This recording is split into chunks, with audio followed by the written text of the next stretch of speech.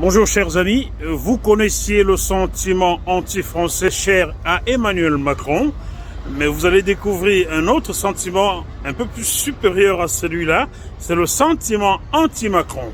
Je me trouve au métro Oberkampf dans le boulevard Voltaire où la grève contre la réforme des retraites est passée à la mi-journée.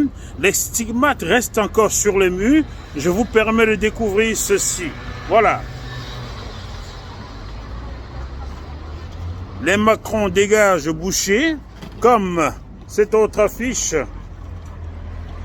On en trouve comme ça tout au long de ce boulevard qui va jusqu'à la place des Nations.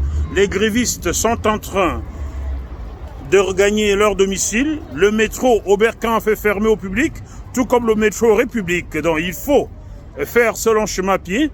Voilà en face quelques grévistes qui regagnent le chez eux avec leur drapeau roulé en main, tout sourire, avec le sentiment d'avoir fait ce qu'il fallait faire pour essayer de faire fléchir le gouvernement Macron sur cette réforme des retraites qui ne passe pas.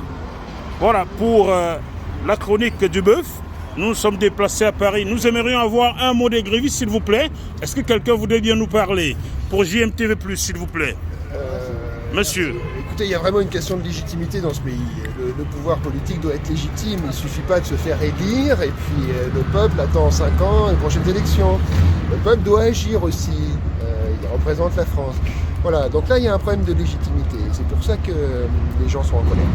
Monsieur, est-ce qu'il ne faudrait pas tout simplement voter une loi dans ce pays qui impose le vote? Car si tous les Français étaient allés aux urnes, c'est pas certain que M. Macron serait passé, vu son faible pourcentage. C'est compliqué de changer les institutions, mais il le faut maintenant. Il le faut.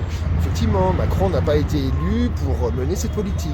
Il a été plutôt élu contre une politique dangereuse. On le sait tous. Donc il y a un problème de légitimité.